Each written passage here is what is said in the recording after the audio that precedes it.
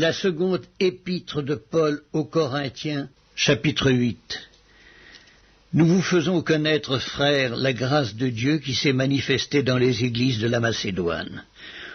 Au milieu de beaucoup de tribulations qui les ont éprouvées, leur joie débordante et leur pauvreté profonde ont produit avec abondance de riches libéralités de leur part.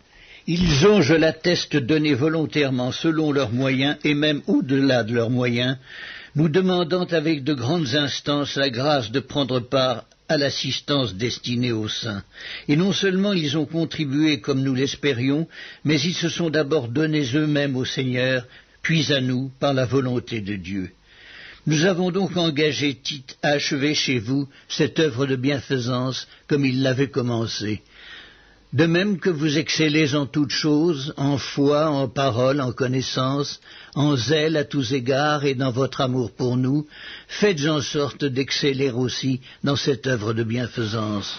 Je ne dis pas cela pour donner un ordre, mais pour éprouver, par le zèle des autres, la sincérité de votre charité. Car vous connaissez la grâce de notre Seigneur Jésus-Christ, qui pour vous s'est fait pauvre, de riche qu'il était, afin que par sa pauvreté vous fussiez enrichis. C'est un avis que je donne là-dessus, car cela vous convient à vous qui non seulement avez commencé à agir, mais qui en avez eu la volonté dès l'année dernière. Achevez donc maintenant d'agir, afin que l'accomplissement selon vos moyens réponde à l'empressement que vous avez mis à vouloir. La bonne volonté, quand elle existe, est agréable en raison de ce qu'elle peut avoir à sa disposition et non de ce qu'elle n'a pas. Car il s'agit non de vous exposer à la détresse pour soulager les autres, mais de suivre une règle d'égalité.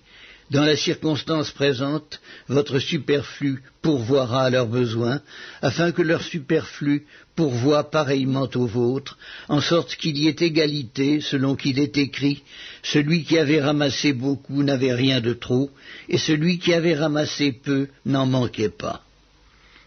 Grâce soit rendue à Dieu de ce qu'il a mis dans le cœur de Tite le même empressement pour vous, car il a accueilli notre demande, et c'est avec un nouveau zèle et de son plein gré qu'il part pour aller chez vous.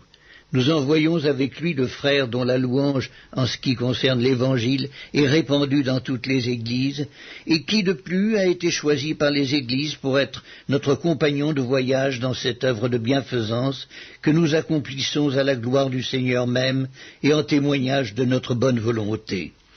Nous agissons ainsi afin que personne ne nous blâme au sujet de cette abondante collecte à laquelle nous donnons nos soins, car nous recherchons ce qui est bien, non seulement devant le Seigneur, mais aussi devant les hommes.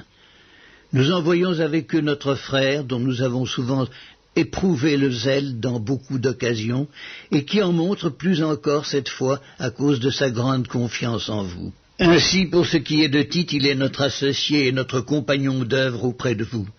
Et pour ce qui est de nos frères, ils sont les envoyés des églises, la gloire de Christ.